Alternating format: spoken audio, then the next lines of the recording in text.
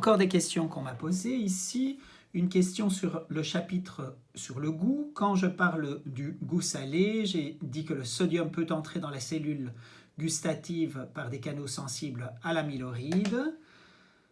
Et puis j'ai dit la même chose par rapport aux ions hydrogène, qu'ils peuvent entrer par des canaux cationiques. Est-ce que ce sont ces canaux sensibles à l'amyloride? Est-ce que ce sont les mêmes canaux? Est-ce que ce sont d'autres canaux?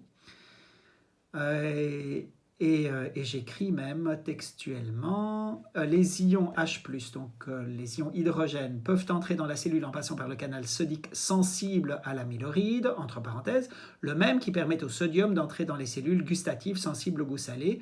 Est-ce une simplification que je fais ou non?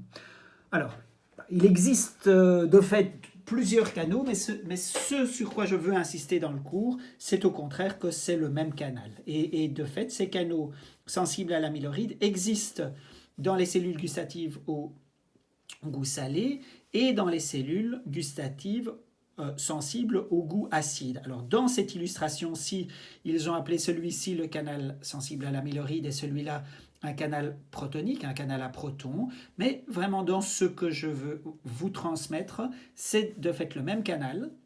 Et donc, ce sont les mêmes canaux qui sont présents dans les cellules sensibles au goût salé et dans les cellules sensibles au goût acide. Comment nous faisons la différence? D'abord, nous ne la faisons pas parfaitement. Et il existe des situations dans lesquelles nous faisons un petit peu de confusion entre un goût salé et un goût acide. Donc nous n'arrivons pas à opérer une discrimination parfaite entre ces deux goûts. Mais vous vous souvenez qu'il y a aussi un autre mécanisme qui contribue à la dépolarisation dans le cadre de la cellule gustative sensible au goût acide, c'est que le pH, un pH bas, une présence de protons, une présence d'ions H+, ferme le canal de fuite au potassium, qui favorise l'accumulation de potassium, donc d'ions positifs, à l'intérieur de la cellule, qui dépolarise la membrane. Et nous avons vu ensemble quelles sont les conséquences de ça. Donc, ici, pour répondre à cette question, c'est bien le canal sensible à l'amyloride dans les deux cas. Une autre question qui concerne l'activité musculaire. Alors, j'écris « L'action des motoneurones gamma est d'augmenter la sensibilité du fuseau neuromusculaire et de renforcer la contraction musculaire en maintenant l'activation des fibres alpha. » L'étudiante dit « Je ne comprends pas pourquoi vous écrivez ceci, étant donné que je dis dans les vidéos que les motoneurones gamma innervent les fibres 1A. » J'espère que je n'ai pas dit ça. Si j'ai dit ça, c'est une erreur. Et donc, laissez-moi repréciser ce qui se passe. Voici la représentation d'un fuseau neuromusculaire. Vous voyez que ce fuseau neuromusculaire se trouve vraiment au sein du muscle. Donc ça, c'est macroscopiquement, je veux dire ce que vous voyez à l'œil nu, un muscle. Et à l'intérieur de ce muscle, il y a ce petit organe qui s'appelle le fuseau neuromusculaire.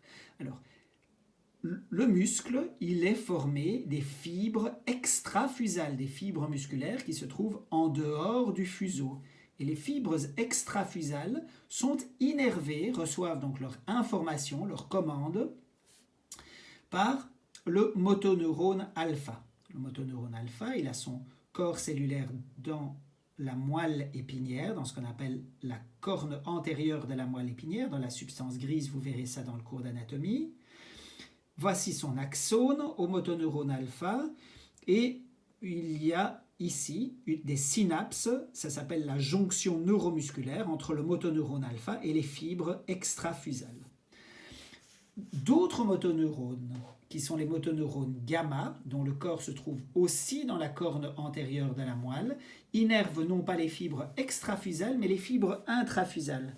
Regardez, ils les ont dessinées ici, aux extrémités du fuseau. Ça, ce sont les fibres intrafusales, les fibres musculaires intrafusales, à l'extrémité du fuseau.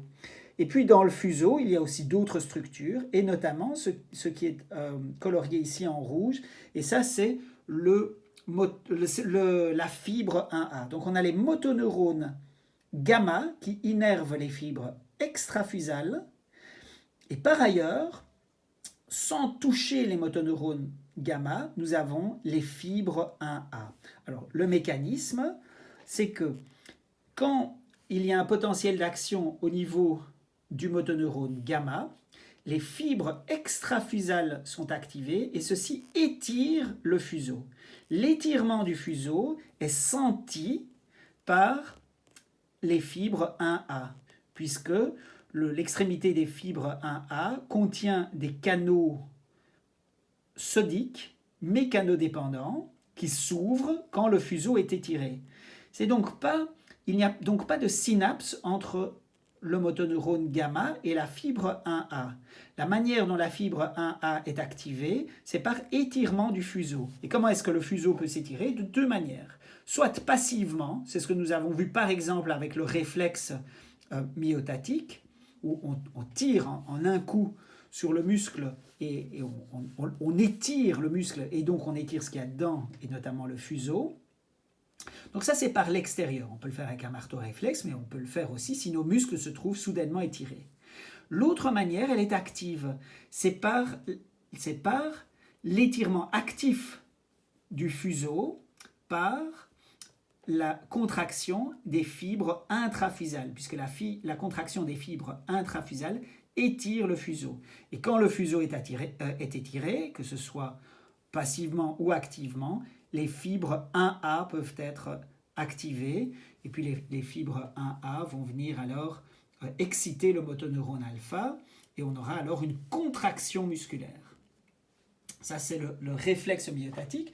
Mais, donc, quand je dis le motoneurone gamma rend le muscle plus sensible à la contraction, c'est parce que le motoneurone gamma, en étirant le fuseau neuromusculaire, en envoyant un potentiel d'action, en activant cette synapse entre le motoneurone gamma et la fibre intrafusale, étire le fuseau, et cet étirement du fuseau résulte en une activité de la fibre 1A qui elle-même va exciter le motoneurone alpha. J'espère que ça c'est bien clair. Alors, une autre question ici qui vient du même chapitre. Il peut donc y avoir des fuseaux étirés quand le muscle est contracté. D'où vient cette affirmation? Eh bien, je vais la réexpliquer comme vous me le demandez. Donc, voici le muscle. Le muscle peut se contracter, ou alors on a vu aussi comment il peut se décontracter. Et indépendamment de ça, le fuseau neuromusculaire qui est à l'intérieur du muscle peut s'étirer. Comment pourrait-il s'étirer alors que le muscle est contracté? D'une manière active, par l'activation du motoneurone gamma. Donc si le motoneurone gamma est excité, alors le fuseau s'étire, ce qui pourrait conduire à une contraction du muscle encore plus importante, à une contraction des fibres extrafusales encore plus importante. Vous voyez? Donc, imaginons qu'on a déjà une information qui est venue de motoneurone alpha qui a permis la contraction des fibres extrafusales.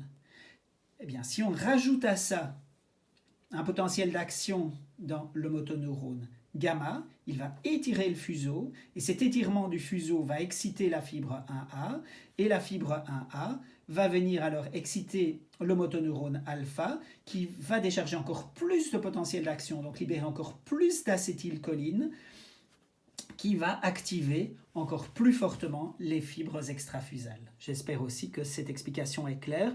Sinon, vous l'écrivez en commentaire ou vous m'envoyez un mail.